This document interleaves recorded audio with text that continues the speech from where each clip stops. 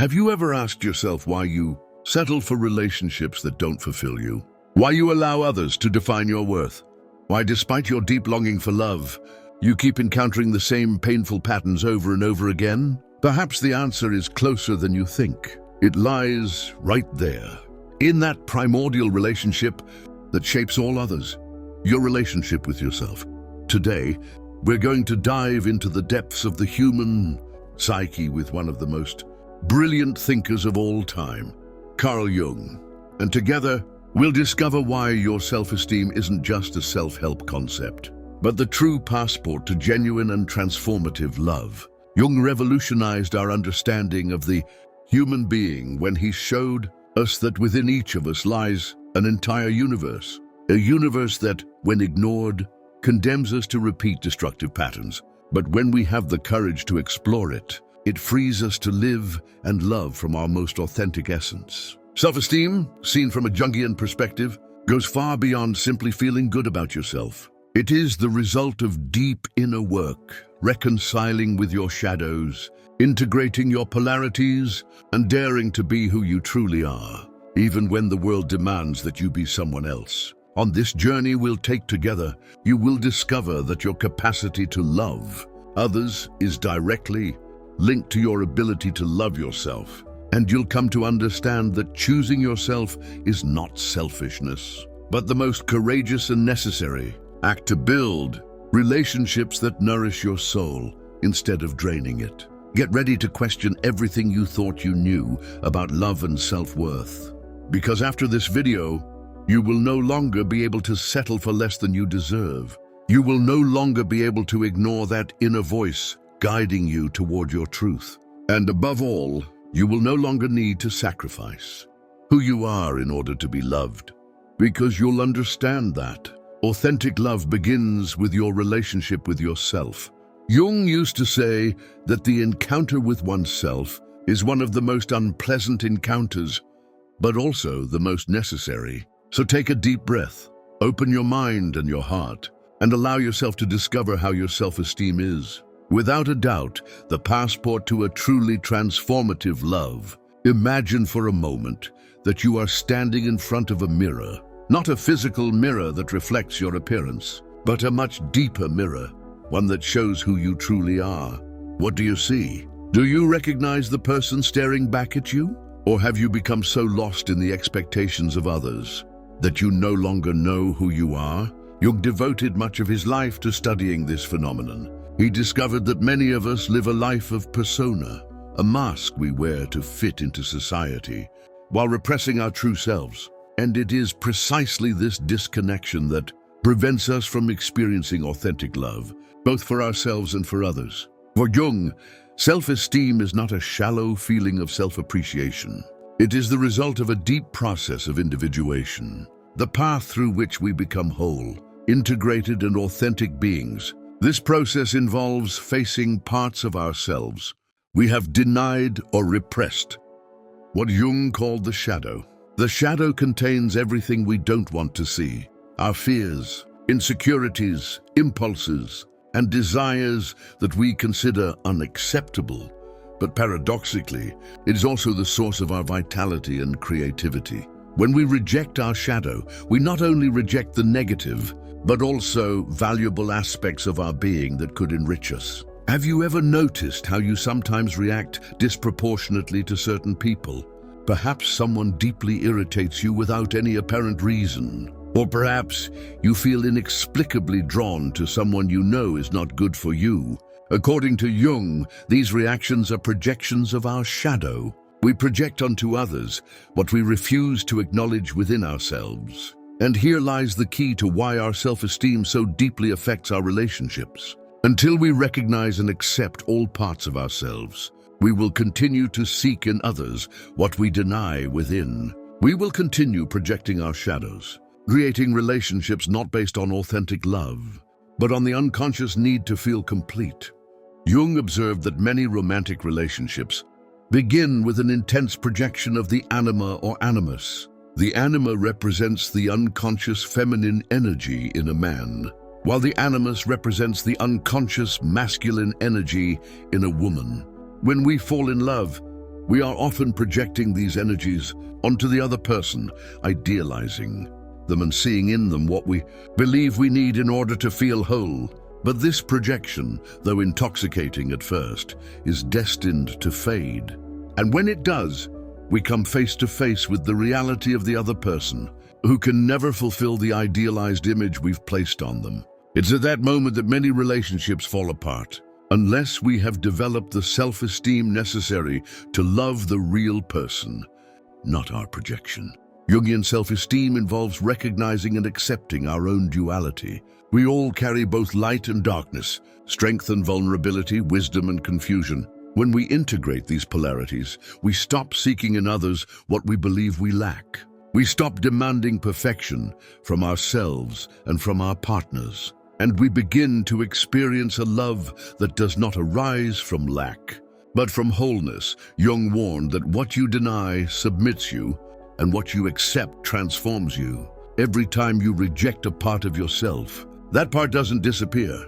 It simply sinks into your unconscious, where it exerts an even greater power over your decisions and relationships. But when you have the courage to look your shadows in the eye, to accept your complexity and your contradictions, something extraordinary happens. You begin to love yourself completely. And it is this complete love for yourself that becomes the foundation for loving others authentically. You no longer love from a place of need or fear of loneliness. You no longer seek from others the validation you deny yourself. You no longer tolerate behaviors that violate your dignity, because you have learned to honor yourself. Think about your past or present relationships. How many times have you ignored your own needs to please your partner?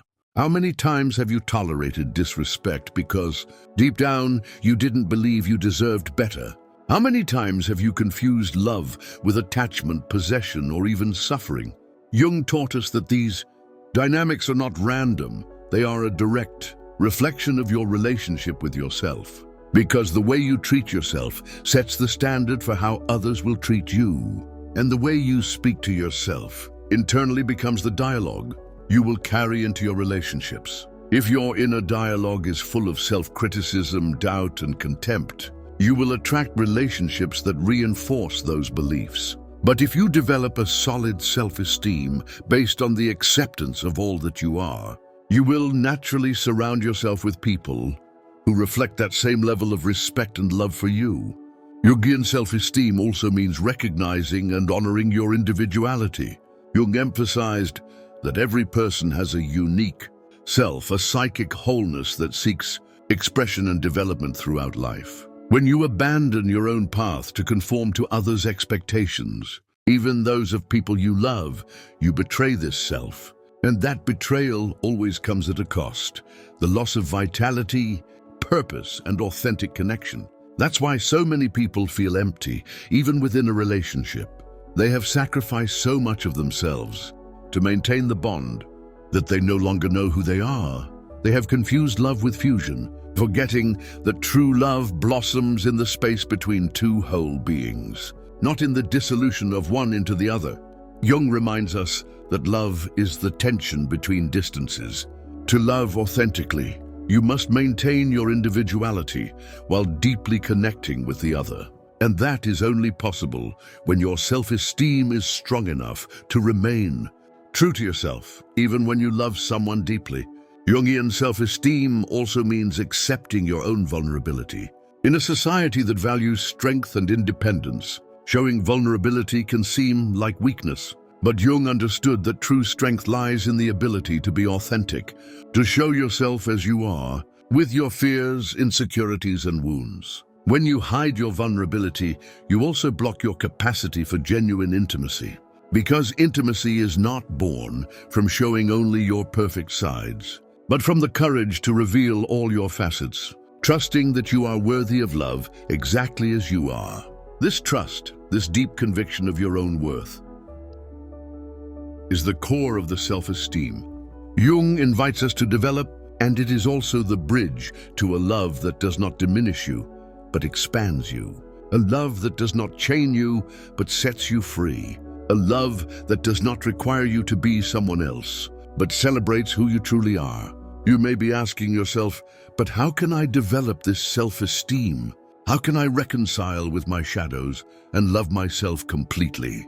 Jung offered several tools for this inner journey. One of the most powerful is conscious introspection. Set aside time each day to listen to your thoughts. Observe your emotions without judgment, and recognize the patterns that repeat in your life. This practice will help you identify your shadows and begin the process of integration. Another valuable tool is dream work. Jung saw dreams as messages from the unconscious, windows into those parts of ourselves that we repress or ignore. Keep a dream journal and ask yourself, which aspects of you are trying to communicate through them? It is also essential to surround yourself with people who reflect and support your true self. Jung emphasized the importance of authentic relationships in the individuation process. Seek out connections that allow you to be yourself, that celebrate your authenticity, and that inspire you to grow. And perhaps most importantly, practice self-compassion. Jungian self-esteem is not about perfection, but about acceptance. It's not about eliminating your flaws, but about understanding that they are part of your humanity. When you learn to treat yourself with the same compassion and understanding you would offer a loved one, you are laying the foundation for unshakable self-esteem. Remember, this is a process, not a destination. There will be days when you feel fully connected to yourself, and others when old insecurities resurface. Jung taught us that individuation is a life path, not something that is achieved once and for all. What matters is staying committed to your truth, even when it feels uncomfortable or challenging. As you develop this deep and authentic self-esteem, you will begin to notice significant changes in your relationships. The people who used to attract you but didn't value you will start to lose their appeal. You will naturally begin to establish healthy boundaries. And most importantly, you will start to attract relationships that reflect the love and respect you have learned to give yourself. Jung firmly believed that until you make the unconscious conscious, it will direct your life and you will call it fate. When you develop self-esteem based on deep self-knowledge, you are no longer a victim of unconscious patterns in your relationships. You begin to choose consciously, not from fear or need, but from your authentic center. And it is this conscious choice that allows you to experience a love that is not disguised dependency, but a genuine encounter between two beings who choose each other, not because they need one another to feel complete, but because together they create something greater than themselves. Authentic love, according to Jung, arises when two individuals who have done the work of knowing and loving themselves decide to share their journey. It is not a fusion that erases individuality, but a sacred dance between two whole beings. And your self-esteem is precisely what allows you to take part in this dance without losing your own rhythm. Think of it as a journey. When your self-esteem is fragile, you enter relationships like someone clinging to a life raft in the middle of the ocean, holding on desperately, afraid to let go and sink. But when you've developed solid self-esteem, you enter relationships like someone boarding a ship to explore new horizons, excited for the voyage, but confident that no matter what happens, you will always have the ability to stay afloat on your own. Jung taught us that the deepest and most transformative love is only possible between people who have undertaken the journey toward their own center, who have had the courage to look into the mirror and accept both their light and their darkness. This is the kind of love that doesn't diminish you, but helps you discover parts of yourself you may never have explored alone. And here lies the beautiful paradox Jung reveals. The less you need a relationship to feel whole, the fuller and more enriching that relationship becomes. When you love from a place of wholeness rather than lack, love becomes not a desperate need, but a conscious and joyful choice. Jungian self-esteem also frees you from the tendency to idealize or demonize your partners. When you have integrated your own polarities, you can see others in their wholeness, with their strengths and weaknesses, without needing to project rejected parts of yourself onto them. This allows for a much deeper and more authentic connection, based on who they truly are, not who you need them to be. Jung observed that many relationships fail not due to a lack of love, but a lack of friendship. And genuine friendship is only possible when there is mutual respect, when each person values both their own individuality and the individuality of the other. This respect is born directly from self-esteem. When you value yourself, you naturally value others for who they are, not for what they can give you. It is fascinating how Jung connected our relationships with the deep archetypes that live within our collective unconscious. He spoke of the anima and the animus, the representations of the feminine and the masculine that we all carry within us, regardless of gender. When we do not integrate these aspects within ourselves, we tend to seek them obsessively in our partners, creating impossible expectations. A person with low self-esteem can become trapped in this game of projections, seeking in others what they have not yet recognized within themselves. But when you develop Jungian self-esteem, you begin to integrate these complementary aspects of your psyche. You no longer need your partner to embody all the qualities you have not acknowledged in yourself. You stop turning them into a repository for your unconscious projections. It's important to understand that the self-esteem Jung invites us to develop has nothing to do with narcissism or arrogance. In fact, those are merely masks that hide fragile self-worth. True self-esteem is quiet. It doesn't need to boast or constantly compare itself to others. It manifests as a grounded presence, a calm confidence in your own worth, independent of external achievements or social validation. Jung also warned us about the danger of seeking our value solely in the outer world. In today's society, we are constantly exposed to messages that link our worth to material success, physical appearance, or social recognition. But Jungian self-esteem arises from the inside out, not the other way around. It is rooted in your connection to your true self, not in arbitrary external standards. When you seek your worth primarily through the eyes of others, including your partner, you're building your self-esteem on quicksand. Any shift in their opinion can completely destabilize you. But when your sense of worth comes from within, from your connection to your own center, you gain a stability that no external circumstance can destroy. This inner stability is precisely what allows you to love without fear.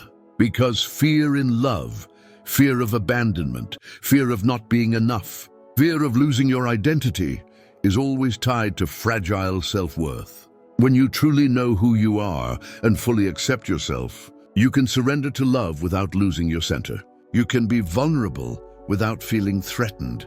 You can give without emptying yourself. You can receive without feeling indebted. Jung reminded us that knowing your own darkness is the best way to deal with the darkness of others. When you've had the courage to face your own shadows, the shadows of others no longer frighten you as much. You can be present with your partner in their difficult moments, without feeling overwhelmed or responsible for fixing them. You can witness their pain without losing your own center, and this, paradoxically, makes you a much more grounded and present companion.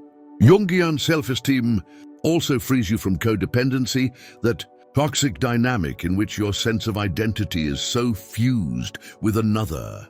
Persons that you no longer know where you end and they begin. Jung insisted on the importance of maintaining your psychological integrity, even in the most intimate relationships, because true love does not blur boundaries, it respects and honors them. When you've developed solid self-esteem, you can love deeply without losing yourself. You can commit without sacrificing your essence. You can be emotionally available without becoming porous or absorbing energies that are not yours to carry. This delicate balance between connection and autonomy is the hallmark of the mature love Jung described. And here we reach one of Jung's deepest teachings about love. The idea that the most meaningful relationships are those that help us grow, that challenge us to evolve into the best version of ourselves. These relationships are not always the most comfortable or the ones that make us feel good all the time. Sometimes they are precisely the ones that confront us with the unintegrated aspects of our being. But to embrace the transformative potential of love, you need self-esteem strong enough not to collapse in the face of challenge. You need the inner security of knowing that no matter what happens, you can hold yourself up. This security allows you to view conflict not as a threat, but as an opportunity for growth, both personal and relational. Jung also spoke of the inner marriage, the symbolic union of the masculine and feminine aspects of our psyche. He suggested that before seeking a meaningful union with another, we must first achieve this inner integration. When you reconcile these polarities within yourself, you no longer look to your partner to make up for what you lack. Instead, the relationship becomes a space where two integrated beings create something new and beautiful together. It's fascinating how Jung connected our inner work with the quality of our outer relationships. He showed us that authentic love is not something that simply happens to us, as the conventional romantic narrative would have us believe. It is something we consciously cultivate, first within ourselves, and then in connection with another. The self-esteem that Jung invites us to develop is like an inner garden that requires constant attention. It's not something you achieve once and for all. It's a daily practice of self-knowledge, self-acceptance, and self-care. And just as a well-tended garden naturally attracts butterflies and birds, solid self-esteem attracts relationships that reflect the love and respect you have cultivated within yourself. Remember that Jung taught us, your vision will become clear only when you can look into your own heart. Who looks outside dreams. Who looks inside awakens. This inner awakening is the true foundation of unshakable self-esteem. And it is this self-esteem that becomes your passport, not only to authentic love, but to a fulfilling life in all its aspects. Because in the end, what Jung wanted us to understand is that the quality of our relationships reflects the quality of our relationship with ourselves. If you want to transform your love life, start by transforming how you relate to yourself.